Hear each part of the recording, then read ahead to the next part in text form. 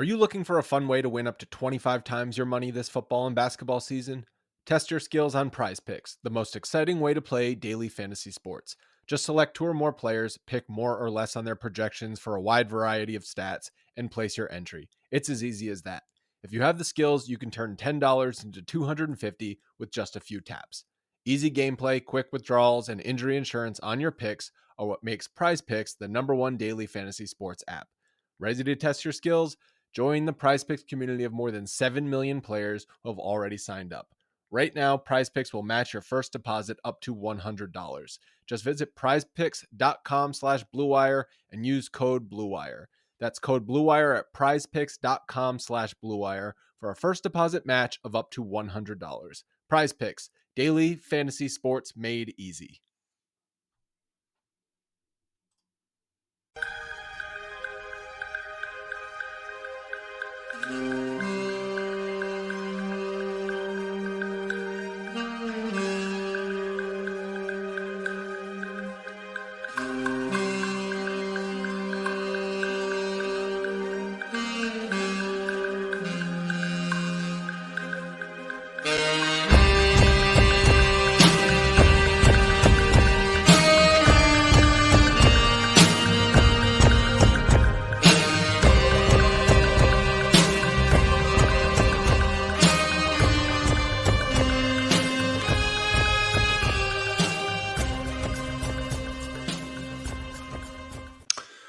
Hello, everyone, and welcome to Pod Maverick. We are not recording on our usual off-season night because weird stuff happened today. You're joined by Kirk Henderson and Josh Bowe. Josh, how you doing?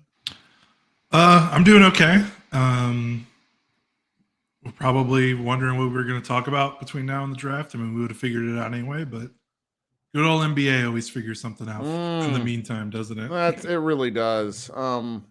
I'm going to kick it to Josh since he actually had to do the story. Where it's like 10 o'clock in the morning and Monday. We're all just sitting around talking, draft stuff in our Slack. And then all of a sudden we get the dual tweet drop, one from Chris Haynes and one from Charania. Josh, take it away. What did those tweets say? Both of them said that Kyrie Irving has reached out to LeBron James in an effort to convince him to join the Dallas Mavericks. Now, for those of you who've listened to us for a while, Josh and I are slightly cynical regarding the content making experience. Josh was a journalist for a while. I attempted to be a writer in a real way, failed, but we're still here talking about basketball because we like it. But when I say that in terms of like manna from heaven on a boring day, that's what this was. Because you can place the words Kyrie Irving, Luka Doncic, LeBron James, Dallas Mavericks in a headline, and I'll tell you, it's SEO magic for us. We were excited, despite the fact that on its face, it's fun news, but it doesn't make sense. No. It was legit. It's almost logistically impossible because, and we'll get into this in a bit. The Mavericks just don't have anything for such a trade. No, it all comes down to, is LeBron going to make another power play? I mean, it's basically the only way it gets done. That's how a lot of these deals get done, though, is a star saying, that's true. I want to go here, not there, not over there. I want to go here. That's right. And you make me go there. And get, how many times does that happen? It is ridiculous, just like in a vacuum. But Kirk, we've been watching this league for a while, and in the last 12 years, how many quote unquote ridiculous player movement deals have happened? Like LeBron has played for 3 different teams. Kevin Durant's played for 4 different teams. Kawhi Leonard's played for 3 different teams. James Harden has been traded twice or 3 times actually, twice since he became an MVP level player.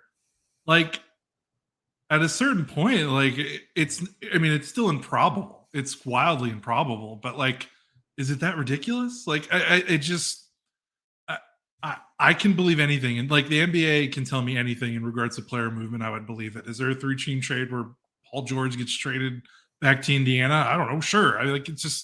like anything could happen. Like for me, like I don't count anything out because we've seen since 2010, since LeBron started this by going to the Heat with Wade and Bosh, which back then we all thought was absurd. Like we didn't think that was gonna like really happen. You know, I don't know. It could happen. It just depends if LeBron actually wants to do it. And I think the most important part of this story is we don't know what LeBron wants to do because this story has been sourced from the Kyrie angle, at least. Well, we can guess.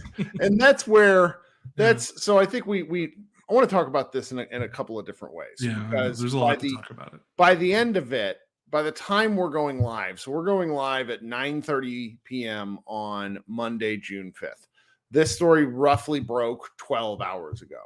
In the ensuing 12 hours, I have seen on my social media feeds people go from not wanting LeBron James because they don't want to give up a draft pick and Jaden Hardy and Josh Green, to us talking about how logistically difficult it would be to then the second half of the day, and we'll end with this part. The Lakers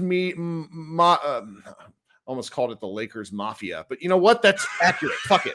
The Lakers media mafia circled the fucking bandwagons around their meal ticket to say, this far, no further. We're not talking about this. And we'll get into why. And there's actually good reasons. It just pisses me off. I wish they would cover LeBron's horse shit with that same level of energy instead of being, well, what we're here. It's like all this stuff is like you can track, like if you follow the NBA closely, like we do, and people who I'm assuming are listening to a podcast on a Monday night at 9:30 live are doing, you can figure out who said what to a relative degree of certainty on the national level to national media. It's just not that hard because when two people were, and we'll circle back to that because we know pretty strongly who sent that information to Charania and to Chris Haynes. You know, we can't guarantee it, but we feel pretty confident. And it's not just us, and this is coming from other people. But anyways, let's just kind of go back to the start to where we spent an early part of the day just saying, you know, what in the world would that be like? Would we want to do this,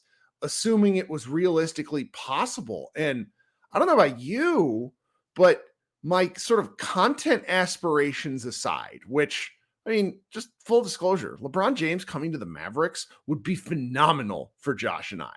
That one dude a couple weeks ago who was making fun of us for this sort of stuff. It's like, trust me, LeBron James fans, welcome to the bandwagon. I'll put up with your crazy shit. Sounds great to me. But from a basketball perspective, I briefly was like, you know, the Mavericks need depth. And then I did this where I went, and let me just pull this up because it's bleaker every goddamn time I look at it. This is what the Mavericks roster looks like right this second, team. Okay, this is what the Mavericks roster looks like. Luka Doncic, Tim Hardaway Jr., Davis Bertans, Maxi Kleber, Reggie Bullock, JaVale McGee, Josh Green, Jaden Hardy, and a draft pick 10th coming up in this year. I cannot emphasize enough how bleak that is. So yeah, give me LeBron James in a perfect world. Sure. He's better than all those guys. Oh, he didn't play a lot. He got hurt. You know what? He averaged 24.5, 10 and 6.5 in a Western Conference Finals run at age 38. I'll take that over Josh Green's 9 points. Sorry. Yeah, it's one of those things where it's like in a perfect world, like everyone like, well, he's 30, you know, it's only going to give you a 2-year window. You know, we need to start building responsibly and thinking about the future, which we do. All true things. I understand. It's like, yeah, I would love to build like the Denver Nuggets, but kind of part of that went out the window. Like in 2019, the first year we had Luka Doncic. Yeah, they've had opportunities to build like that, and they didn't. And you can't really start over and be like, okay, we're going to build responsibly through the draft when Luka's already 24 and on his second contract. Like people say like, well, what is it going to look like in 2 years when LeBron's 40 and he's retiring? I'm like, what's it going to look like in 2 years if they don't do anything and they stay the course? Like it could still be just as bad. Like I don't like they're on a path to hell right now, regardless of which way they go. It is much later than people understand. Yeah. There's not a sunshine rainbow path available to them right now. We can judge it by probability. Like, is it more likely that they'll be okay if they, keep the 10th pick and don't do this. And, there's a chance, but also it's not a guarantee. And as someone that wants to keep the 10th pick, that is arguing for that, I can't lie that I can't say that it's going to be better in 2 years if they do that path other than trading for LeBron, who gives them a guaranteed kind of floor. And also removing what it would take to get him. This is probably the most, I know there's some people that are like, well, LeBron and Kyrie didn't work. How are you going to get LeBron to work? And it's like, I don't know. Did people watch the Western Conference Finals? That was the most subdued I've seen LeBron on the ball, I think, ever. Ever. His usage rate in the playoffs was 25%, which is I didn't check what it was before, but he's usually in the low 30s, high 28, 29. For it to be 25 on a Lakers team that who else was really handling the ball on that team? D'Angelo Russell, who was awful. It was basically him and Austin Reeves were the main ball handlers. Yep. So if he's already willing to take a step back with that roster, which he kind of has to because he's too he can't be 30 usage guy playing 40 minutes a night every night like he used to. He's already taking a step back in these playoffs. I think he would love, just basketball wise, being able to play next to Luke and Kyrie and being able to be like, okay, cool, I can play 28 minutes or 30 minutes, whatever it is, yep. and not have the ball in my hands the whole game. And he already kind of started doing that in the playoffs this year. So basketball wise, I think it would be really nice. And defensively might be an issue, but whatever. Defense is already an issue. It's I don't know. Different. What are we? That's the stuff where I was going crazy. Where it's somebody said, and a couple of our colleagues at Mavs Moneyball were like, "We need depth. This is stupid." I hear you, but my counterpoint is that they're not fixing that now. They are a ship with so many holes in it. They can't do anything about this. I don't like being this pessimistic. Number one, it doesn't sell. Okay. I don't like coming on here every time and being like, we are fucked, because then we wouldn't have anything else to talk about. But I just can't impress upon people how badly they've messed this up. The Kyrie Irving trade, if we're to go back in reverse, should not have happened. They might have made the playoffs on inertia alone. But just because they had a formula. But it did. And it's over with. And so here we are. They're left with not a lot to work with. Yeah. And Ronald in the chat says, I've been okay with the Kyrie experience. So have I. It's not Kyrie. That's not expected. It is honestly, Kyrie's a lot of fun. It's more of the team building philosophy didn't make any sense. I mean, they don't have a small forward on the roster now at all. Josh Green is not one. We've talked about that. Reggie Bullock is not one. They're a small team. I'm feeling a lot of things, and it partially is because I'm tired. I had, my dog woke me up 4 times last night getting ready. Does anybody want a dog? Love her, but whatever. That's neither here nor there. So it's just sort of one of these silly situations. So then we kind of, the day progresses, and I have these, it's been a while since I'd had a good old fashioned day online of hypothetical arguments. Yeah, I've been really proud of you. You've been so good for the last couple months. Trying hard. But today was not, I wasn't bad today, but I'm just like, look, I'm tired of saying I don't want the good player, and I have,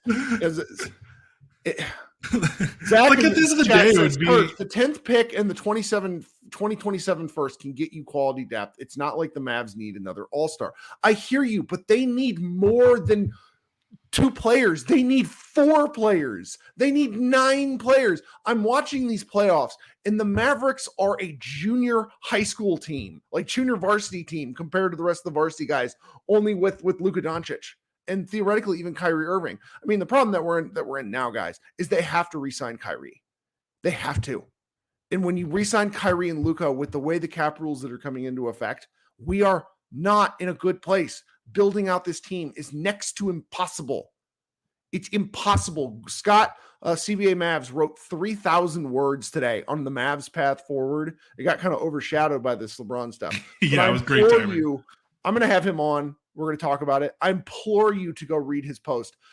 The Mavericks are in a rough spot no matter what they do.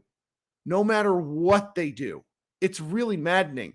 And it's like Nicholas in the chat just said, the Mavs getting somebody like OG wouldn't solve anything. Right, because they're just really plugging all sorts of different challenge. It's just such a maddening situation. Anyway, Scott's hanging out in the chat. We should have coordinated better, but maybe I'll talk with him later this week. Yeah. Go ahead. Oh, sorry, I didn't mean to cut you off. I just said, and I don't want anyone to think like, I don't think me or you are arguing like if they didn't trade for LeBron and kept the 10th, like we would be cool with that. Like, I don't think we're not trying to argue that that's like a bad path. I think what we're trying to argue is that if they did trade for LeBron, it wouldn't be like they're at the point of no return. So like, I'm just kind of like whatever they want to do that they think that gives them the best chance to win in the next 2 to 3 years, I'm kind of on board.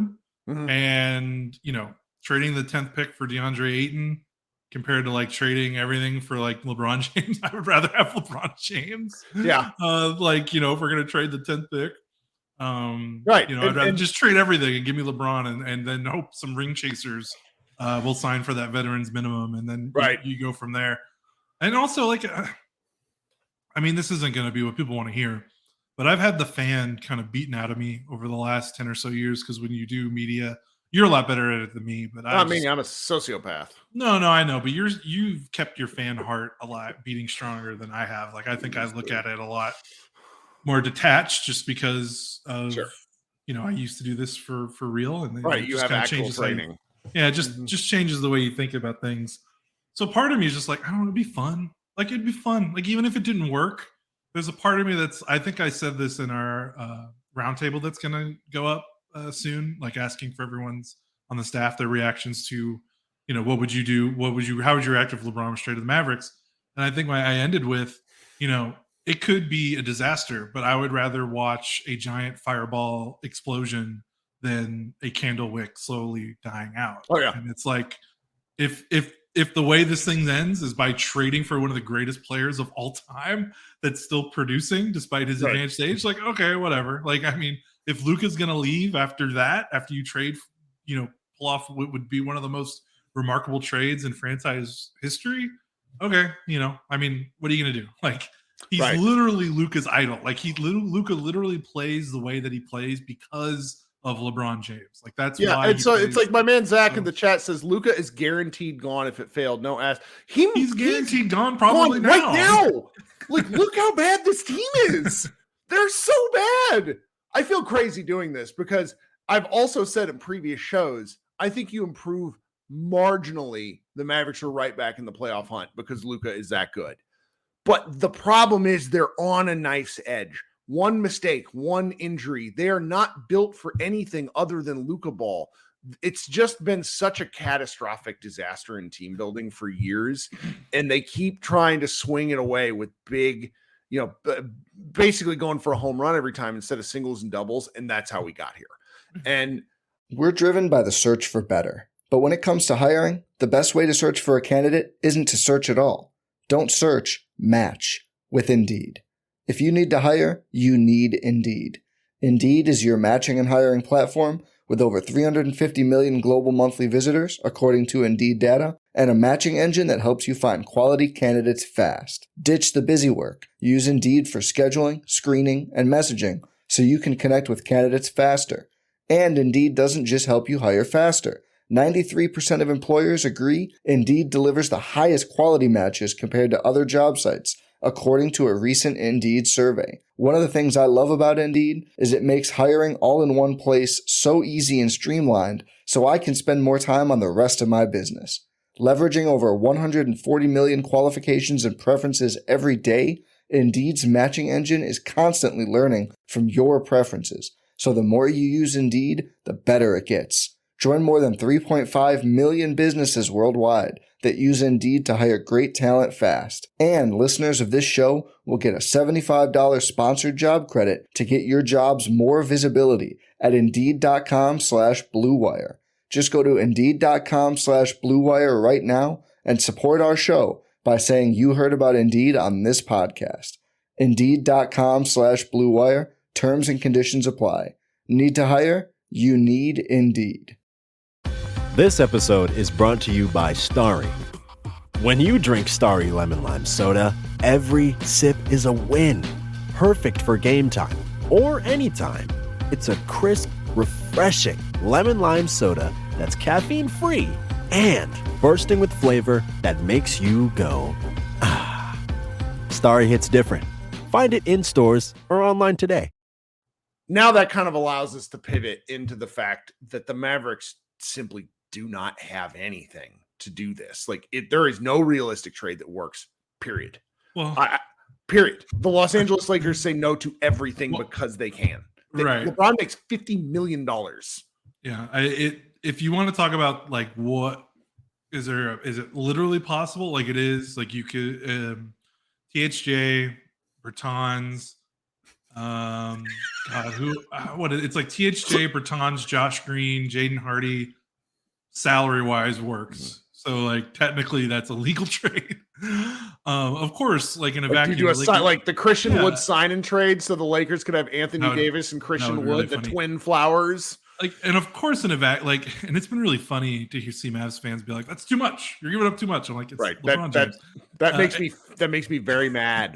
That makes me very mad. He's a consensus top 3 player of all time. I'm sorry if we were able to trade Davis Bertans for him. Hell fucking yeah. A trade package worse than the ones that Minnesota got for Rudy Gobert and San Antonio got for Devontae Murray. I'm sorry, like that's for LeBron James. Like, I'm sorry. LOL. Like it's not happening. Yeah, but at the end of the day, though, if LeBron is the most powerful NBA player of all time in terms of like roster building, team building power. Like we cannot deny that. The power plays this guy has made over here the course of his career, is almost, I can't think of another equivalent, like not even in the NBA, but in pro sports. Like you just don't see guys move, like maybe A-Rod with the Texas Rangers. Who was like one of the best players. He was the best player in the game, and he moved teams around a lot. But even then, it just feels different. So like if LeBron is like, hey, I want to go to Dallas, and again, we don't know that, and we haven't really. We have a pretty good idea, and we're gonna get to it. Yeah, we don't know it. Yeah, and sure he didn't say that. Yeah, and if LeBron, but if he says that, and he's like, if you don't trade me, I'll retire. Like he's won them a title. He has the gravitas and the power to put his foot down and do that and force the Lakers into a difficult decision. And maybe that's how it happens. Like it would not shock me at all. Like I'm not trying to say that would be a good trade for the Lakers. It would be an awful trade for the Lakers. But at a certain point, maybe the Lakers are like, well, if he retires, we're screwed. Let's just do this. He won us a title. Rich Paul is one of the most powerful agents in the league. Let's not piss him off for if we need another client of his down the road. Because what if Rich Paul tells the Lakers, hey, if you don't do this trade, everyone that's on, under my org, we're not doing business with you anymore.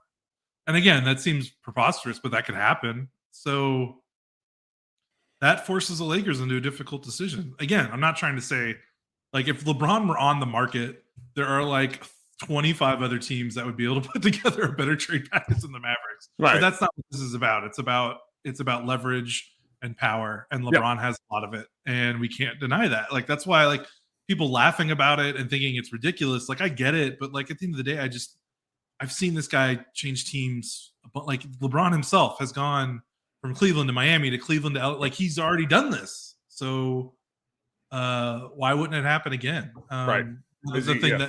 The thing that's weird would be, Bronny just committed to USC, right? LeBron is pretty close with his family, and like the whole half of the reason he went to LA, I think, was he just wanted his family to live in LA. I will say now, you want to talk like I've got 2 Dalton Trigg brain theories that I wanted to go over. I want to go over the first one now. Correct me if I'm wrong. I feel like LeBron has cooled off a little bit on the playing with Bronny thing. Yes. Like he hasn't talked about it a lot lately, right? I think it became so much of a story where he was basically like, well, I haven't asked him that. Yeah. And I've been thinking about it, and I feel like that story cooling off has coincided with Bronny's draft stock rising. Because remember when LeBron first talked about playing with Bronny, I think there were some draft experts who were like, I don't even know if Bronny's going to get drafted. That's right. Because he's not a big kid. He's like 6'3", 6'4".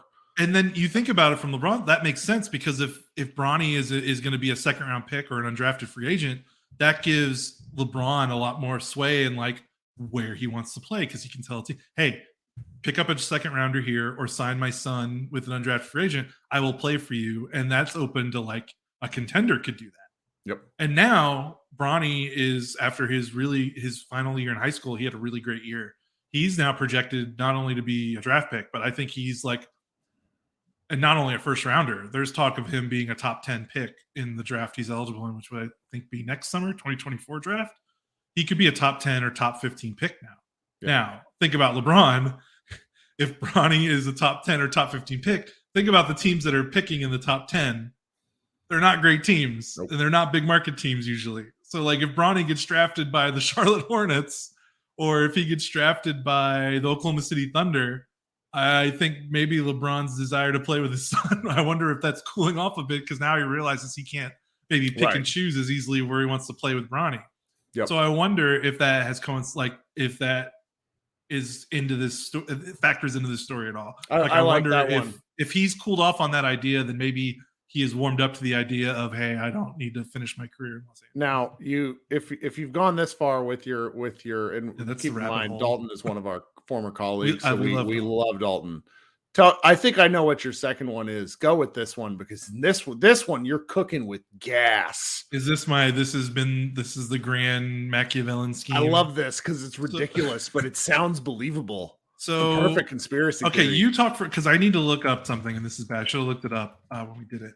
When the Mavericks hired Jason Kidd it was the summer of 2021. Trying to remember what the Lakers did that year. Okay, the Lakers were the 7th seed, and I think they lost in the first round. Right, because they'd come out of winning the championship, and LeBron had effectively blown up the team. Because so they were a defense heavy, like 3 yards in a cloud of dust team that all of a sudden had no defense. Okay, so when the Mavericks hired Jason Kidd and Nico Harrison, the decline of the LA Lakers with LeBron had already begun. So this makes even more sense. Yep. So part of me wonders if Great theory. Everybody listen up. So if Cuban, I wonder if he saw the slide the Lakers had post-title. That next season they looked bad and their roster was not great. You know, they lost. I think they lost. That's the summer they traded for Westbrook, I think, or I can't remember if they traded from the year before. Their roster was in decline. The Lakers weren't looking good.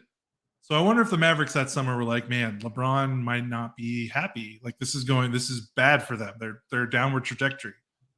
So think about what he does with his front office. Gets rid of the old guard, Donnie and Rick, although Rick kind of left on his own volition by reports. But who does he hire? Jason Kidd, who LeBron was buds with in LA when they won a title, when Kidd was assistant coach. Nico Harrison, Nike vice president, who was at Nike when LeBron signed with Nike, who I assume he has at least a relationship with. I mean, I'm not going to speculate how close it is, but obviously he knows who Nico is. If Nico was there when LeBron signed with Nike, and LeBron's been a Nike guy his whole life. So they do that. Jared Dudley is the assistant coach, also on the Lakers, also a big friend with had LeBron. No coaching. Yeah, this is his first coaching job. Yeah. First time coach. And he's like, I think, was he front bench this year? Yeah, he's front bench. He's basically the lead assistant, and only they can't call him that because he has no experience. I think Sean Sweeney's the lead assistant, right? Yeah. But I mean, he's still front row first year coach, and it's he's no experience, and him and LeBron were tight. Like they hung out a lot in the bubble, like they were close. LeBron talked about. You can go on the record and find LeBron quotes about Jared Dudley and Jason Kidd. Very, very glowing praise. And then they go and they trade for Kyrie. And now we have this who LeBron do we not remember that the day after the trade deadline, LeBron did a sit-down ESPN interview? How upset he was they didn't get Kyrie. Yeah. So this is obviously a thing. Like he wants to play with Kyrie. Like they've obviously kissed and made up from whatever happened at the end of the so days. Weird. It's so funny because Kyrie left because Kyrie killed their chances that LeBron may be getting another ring. Yeah, they were a great team. Yeah. So we've got that, and now this story, and I'm just like connecting the dots. I'm like, in the summer of 2021, did the Mavericks look at the Lakers situation and go, "Oh my God, if we fill our organization with LeBron guys, we could get." Because prior to that, they hadn't had a clutch agent in a long time. This is a fantastic conspiracy theory. So it's fantastic. It is. It whatever you're drinking out of the monster jug there, outstanding stuff. I'm a huge fan of it. Now, to absolutely throw all the cold water in the world on this, we have to then we have to then go through the things that happened throughout the day. So my favorite thing, Chris Haynes, who I don't know anything about the man, never met him, never talked to him, but whatever info he was getting fed was bad, because at one point, one of his earlier tweets, he said something along the lines of the Dallas Mavericks were preparing to make a trade offer for LeBron James during the tumultuous Lakers season. LeBron wasn't fucking eligible to be traded. Signed an extension last summer. It's so, that shit was so annoying. And it's like people knew that within minutes. So that started like the inevitable breakdown of where we're going. And so our good friend, and really our boss over at Silver Screen and Roll, Harrison Fagan, put together kind of a whole bunch of like where the rumors and where things stand. Mark Stein on his Substack wrote a pretty lengthy follow-up column. I can't even believe we're so busy we can't talk about the insane proposition that the Dallas Mavericks are interested in Jeff Van Gundy being an assistant coach. That's how fucking stupid this day was. And maybe we'll circle back on that later in the week. Newsflash, horrible idea. Thanks. But Mark Stein wrote this, yet two sources close to the process insisted Monday that Irving has consistently expressed a desire to remain a Maverick and actually wants to shut down the notion that he's angling to get to LA. He wants to stay, said one source. Well, I mean, he was at a Sparks game yesterday. Kyrie Irving was. But there's something to the notion, and I heard this on the Athletic basketball podcast. I cannot remember who said this, but it was today where one of the hosts said, like, look, Kyrie has to understand that this is the team that can offer him the most money, and he cannot go out of his way to piss off Mark Cuban, who is emotional and may just decide this isn't what he wants. And I thought that was a really interesting point. But this whole process has been odd because no one wants to give Kyrie years.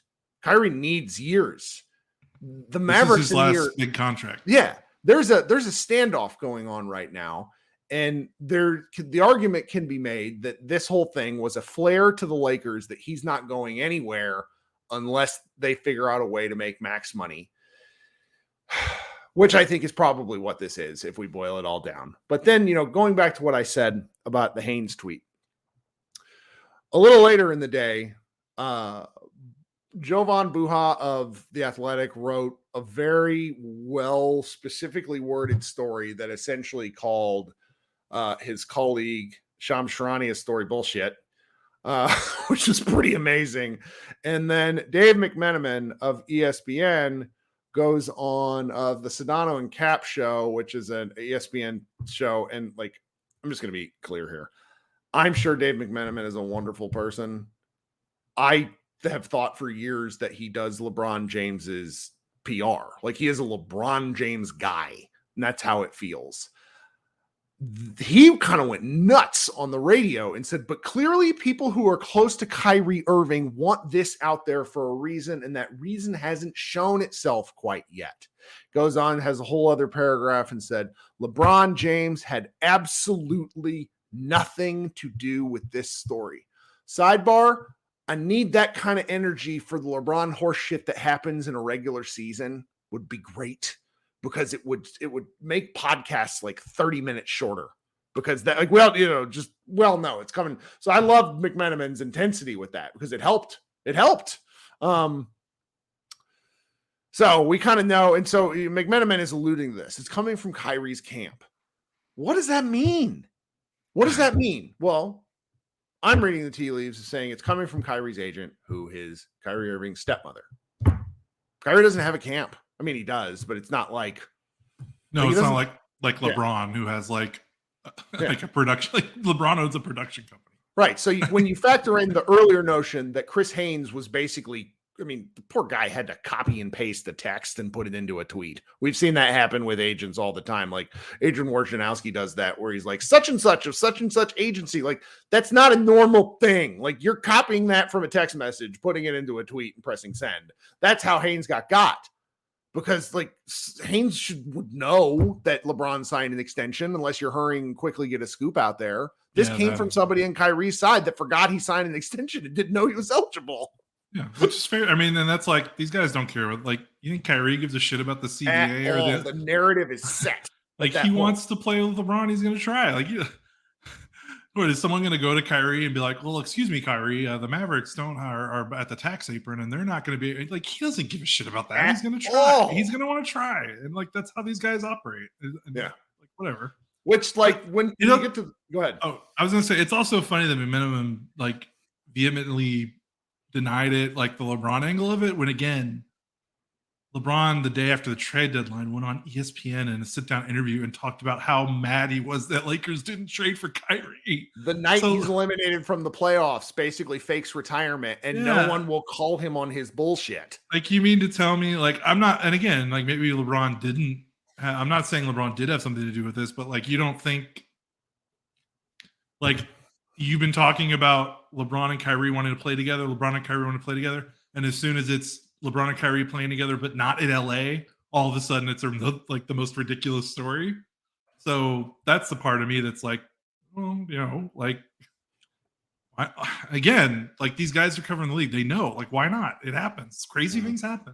I'm not saying it's going to happen, but to just the dismissal just kind of shows the agendas and the biases. My man Zachary, who's just been spitting at me all podcast, just has an amazing point in the comments. No total bullshit tweet from Cuban means that it's fake. He only does that when it's bad news, though. He likes the good news. That's true, but I just think it's fantastic. Thank you, Zachary. Hold on. How do I do? I'm going to do... Well, screen share to the present button at the bottom. more further of it. Like, LeBron's favorite NFL team is the Dallas Cowboys. You just love this. Yeah. Like, it's all happening, folks. Like, I see it. Like, it's like seeing the Illuminati in the dollar bill or whatever. Like, I see the signs. I just, man, we got a lot of people in here. Welcome to the show. Hit that subscribe button, hit that like button. I don't know how much more Josh and I have to talk about. We've been kind of rambling about this for a half hour. But it was just an odd day. And we come back to square one. Lots of people said to me, you know, Kirk, this is going to turn out to be a nothing burger. And I could not, I agreed from the moment, but it's just like, as it unfolded, and the point about like the Lakers were planning to make the Mavericks were planning to make an offer for him was difficult. Like, that's where it's like all this stuff sort of explodes in its face, where it's just like, this is not real. This is not. Yeah. Part of me also is thinking, like, because I mean, we're not reporters. We don't share scoops, even though we talk to people. No, we get, like, to be clear, Josh and I hear a lot. We choose not to report on it because why? Because we're hearing it second or third hand. Like, that's not our business. So yeah. But like, there's been whispers of this, like, since Kyrie got traded here, about like LeBron trying to angle himself to Dallas. And I'm not trying to, like, Bill Simmons on his podcast said in March, he was like, and again, I know it's Bill Simmons. I'm not trying to, like, confirm anything, but I'm just saying people are talking, and he talks to people and people talk to him and he hears things. And I wonder, because remember, at the trade deadline, the Lakers season was bleak. Like, they weren't going to make. They started off the year 2-10 and just managed to. And then the Mavericks trade for Kyrie, and it's like, I wonder if this noise would have been louder if the Lakers season didn't get saved by those, like, if they would have gone out the way the season started and missed the playoffs or lost in the play-in and didn't even go to the first round, like, would this noise be even louder than it is right now? Because I almost wonder if it was it was maybe a plan when Kyrie got traded there, because LeBron was like, man, this Lakers thing sucks. I can't deal with this Westbrook trade and all this. You know, I can't deal with this. The team stinks. But then they got good and they made a run.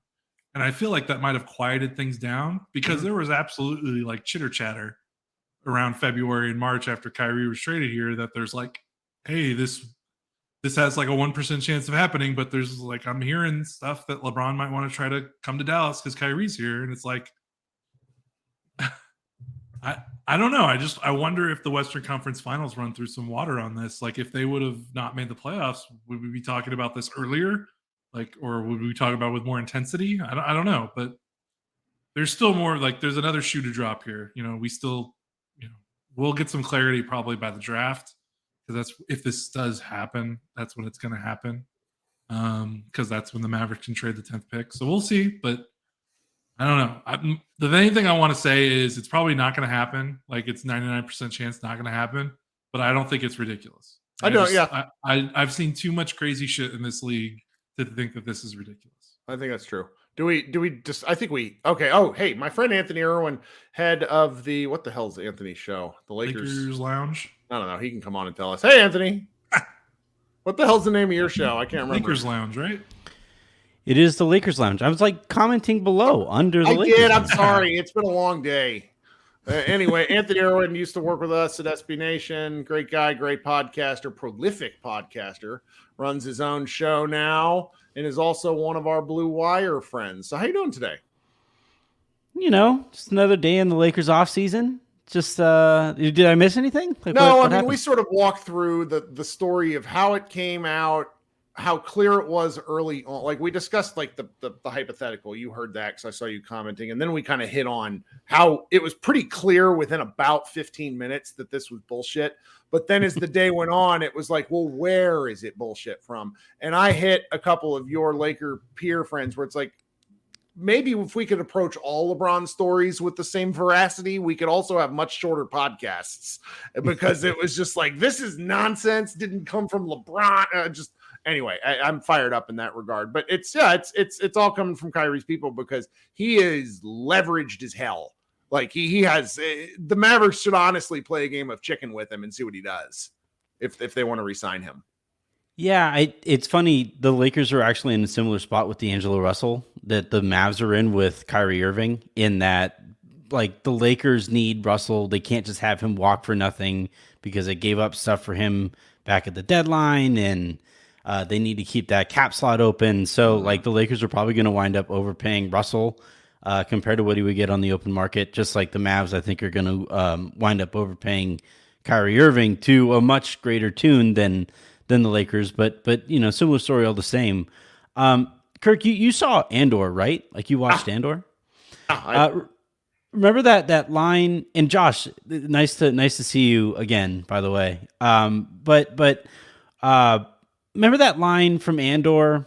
And I just happened to be watching that show, not that episode, but that show when all this was going on, when the woman who works for the Empire and is essentially becomes like the lead kind of investigator up at that level. And she sees, you know, she's talking to some guy in some side room and he goes, you know, it's just too random to be random. Right. Yes. And that was essentially because when Shams tweets out the first thing, and I'm just like, what? Hold on. Right. Like this is like I thought it was a fake Shams account. It is clickbait. It is what clickbait is.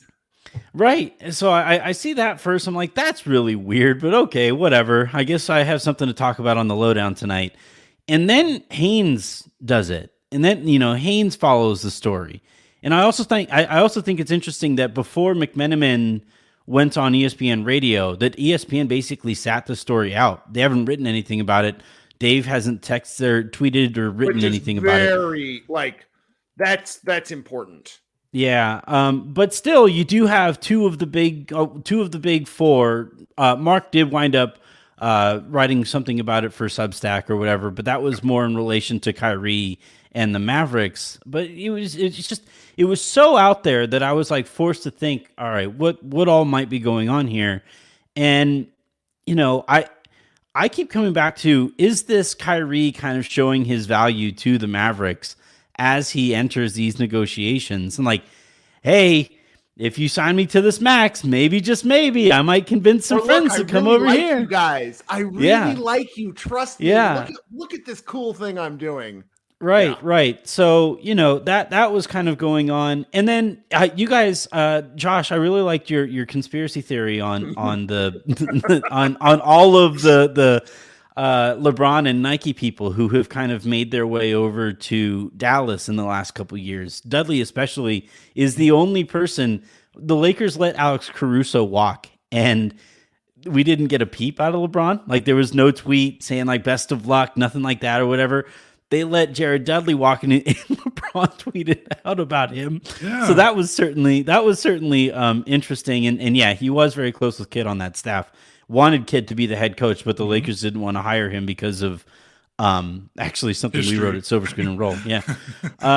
But yeah, it was it is all so random that I think there has to be something to it. Plus, like you guys joked about Mark Cuban and how if he tweets out about a negative story, that usually means the negative story is true. And the voracious nature with which LeBron people were immediately jumping out in front of this thing would kind of indicate that at least those conversations went further than Kyrie sent a text, LeBron read it, and got back to Lobos. So, I think there's potentially something here.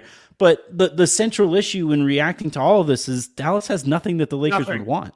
Nothing. No. That's why I was Except the losing 10. my mind when our fans were like, well, I wouldn't trade this 9-point per game scorer. Yeah. Right. Yeah. It's also like all of the bad contracts or all of the salary filler money is extended beyond this next year too. You're, like bad is not justified. Like Davis Bertans gets paid until Christ returns. Tim Hardaway Jr. has 2 more seasons after this one, I think. But his is at least declining, and he's not like if Tim Hardaway Jr. is your 8th best player, your team is probably pretty good. Unfortunately for the Mavericks, they were something like 1-10 when he didn't play, so it's pretty important to what they do. Yeah. Like I've been pretty clear. Like if this was like an open market like thing, which obviously would never happen, there would be like 25 teams that could put together a better trade package. So it only happens if LeBron, and again, I don't know what LeBron's thinking, but if for whatever reason he decides to wield the power that he has, I guess, I don't know. Well, He's just, I don't know. Even on that note, like this is exactly the kind of talking point that happens with Lakers fans when there's a star who wants to become a Laker. How does it feel? We're going to take your star, you motherfucker. Yeah, this medicine doesn't taste like a Pinot. It was weird. It was so weird. I was like, what is it's been so funny to go through the comments and stuff from Dallas Twitter. It's like, oh, that's what we look like. All right. It is. I'm glad. I'm really glad you got to experience that. I looked in the mirror. I was like, oh, God. Yeah. Josh Green is our THT. Or Taylor Horton Tucker. That's the equivalent. It lines up perfect. Go from THT to THJ. You know. There you go. That's how you sell it. That's how you put it in the press release. Yeah, but yeah, I don't know. I'm curious. So from your guys' perspective, because it sounded like you guys were talking yourself into this, even given that like it could very easily, and this is the way that I've talked myself into it. From like a perspective of if this is how the LeBron thing ends, then you can get a top 10 pick here. And if you get picks far enough out into the future, right, where LeBron retires and Kyrie goes full Kyrie and Luka leaves, those picks might be actually pretty valuable, and you can kind of Brooklyn Nets, the Dallas Mavericks here. So like, there are ways to kind of look at this, but it would really help if Dallas had like a player who could help right now, like one. Well, that's one. That's why they're in this situation. That's why I've been here on Crazy Person Island. It's rough. It's that's okay. Yep. I mean, one of the things we keep telling, like we're trying not to do this over and over again, but we've been kind of telling the folks who listen to our show where it's like, look, guys, this is not good. And it's not good in a way that's easily bounced back. Like a lot of us really want to use the 10th pick. And shout out to all of our friend Doyle Rader, who wrote the headline of the year with the Mavericks workout Dick ahead of possible Dick pick at number 10. Which is the number 2 story in the Basketball Network for the 3rd straight day, just because we put the words dick pic in the headline. Yeah, I actually think Brett Favre retweeted that headline. Might have, but it's like we really want to use the pick because as a fan base, I think that there's enough, and you can see it in the chatter when you scroll up. The likelihood that there's someone there that could contribute on the Mavericks in a meaningful way. So we're just saying, I don't know, 15 to 25 minutes a game as a rookie. We really think there might be somebody there. And so that's kind of where we're investing our hope on the 10th pick of an NBA draft, and that they stretch Davis Bertans, again, our guy. CBA Mavs wrote a missive today, a manifesto of sorts on the path forward for the Mavericks on mavsmoneyball.com. Please go check that out. It's fantastic.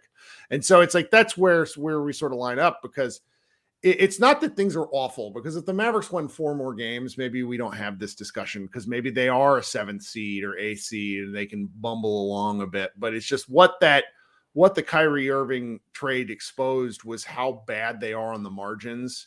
And that's what the Mavericks have to clean up. I mean, the Lakers did that with the trade that they made in season, even though a lot of those guys ended up not playing in those final playoff games, but they still mattered. Mm-hmm. So yeah, and I think go ahead, Josh. I was gonna say, I think just a funny point about like trying to buy into like doing this to bring LeBron here. Someone in the chat said it. I apologize, I can't remember who. They were like, would all the players the Mavericks trade to the Lakers in that theoretical trade, would their counting stats, points, assists, rebounds per game equal what LeBron did in the playoffs last year? I don't know. I think the answer might be no. So like that's why it was like 4 dudes. So that's like why you do it, you know. And I don't know. Like part of me, like before you got on here, Anthony, part of me was like, and some of the fan part of me has been beaten out of me. Like it would just be fun. Like at the very least, even if it's a train wreck, it would be more interesting than what the team is doing right now. And I know that's like not a great way to look at it when you're trying to like analytically break down a basketball team, but I don't know. I just think it would be fun. Well, there's a chance that Dallas is a train wreck anyway, so it may as well be a fun one or an entertaining one. So exactly, that's what I'm saying. And look, like that was the case with the Lakers, you know, going into last season with Russ, right? Was like, I've seen this movie, and it is terrible. And not like Fast and the Furious terrible, where it's like fun to watch, but just like outright bad. You know, what's it, like Jupiter or something, Jupiter Rising or whatever movie? It was just overly serious crap. And that was essentially, you know, going into last season with Russ. So when the Lakers finally made a trade, it was just like, look, they might still be bad, but it won't be that. I won't have to keep watching that. And I don't know. That's how I would kind of look at it. The other thing too is top 10 picks. Like everybody falls in love with the phrase a top 10 pick, a top 10 pick, a top 10 pick. There's plenty of number 10 picks who don't.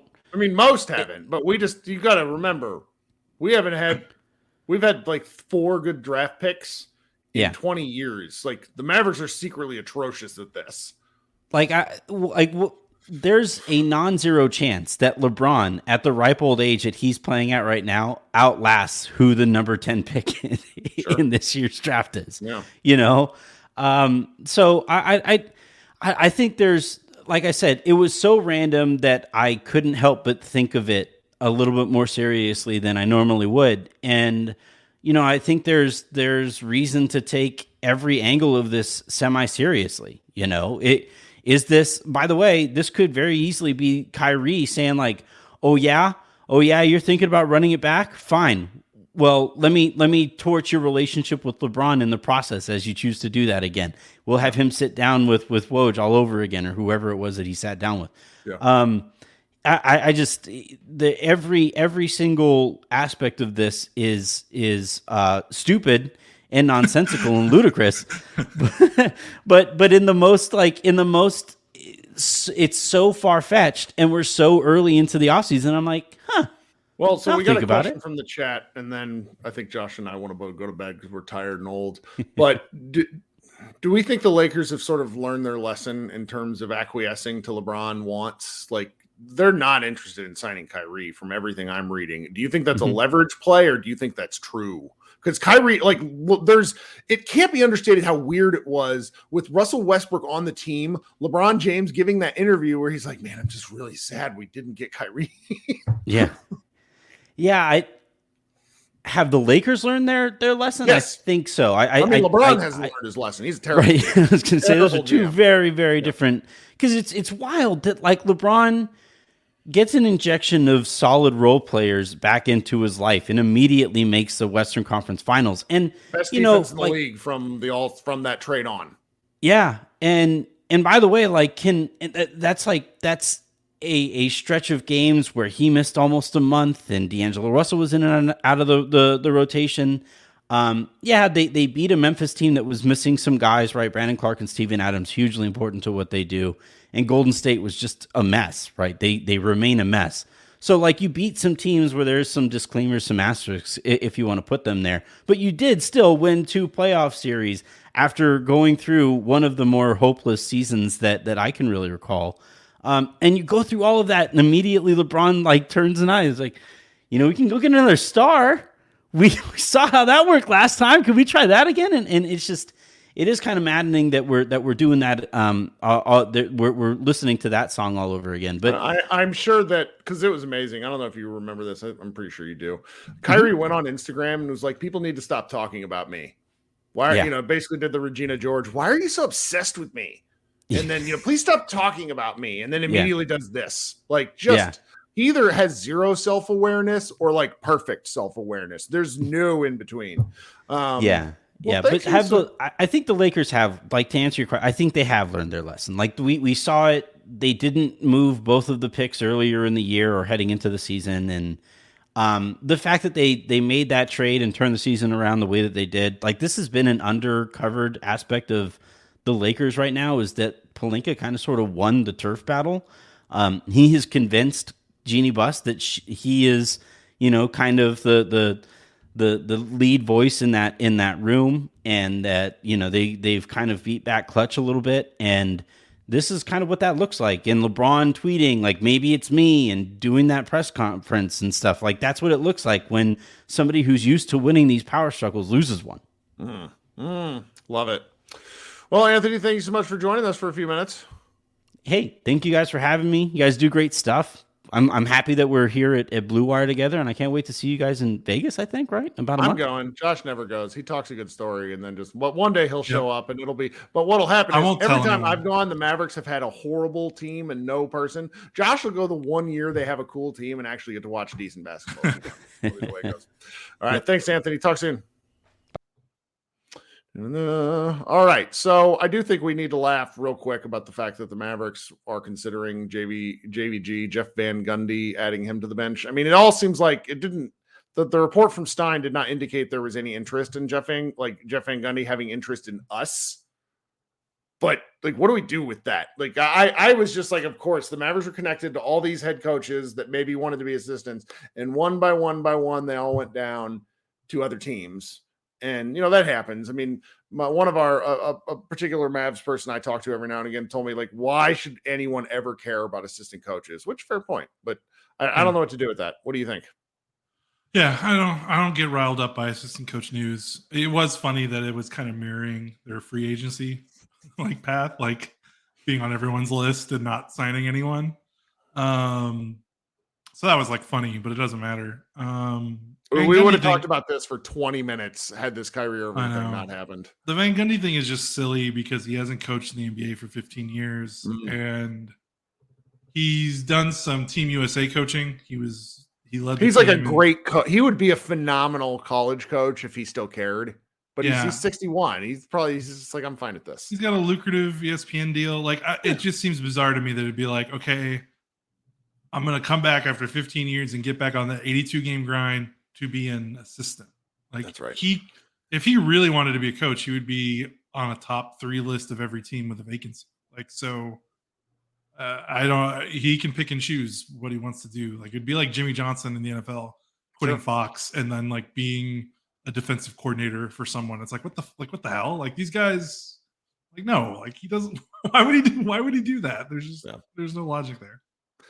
Well, it's too bad we can't make fun of that because I'm tired now. But we did some. I told Josh we're going to go for a half hour. Went for an hour because we're all monsters. This is my fault, but it was a fun discussion. I am coming back tomorrow with a special guest, Mr. Barlow, NBA draft expert from the Dallas area. We're going to be talking about Dallas area prospects.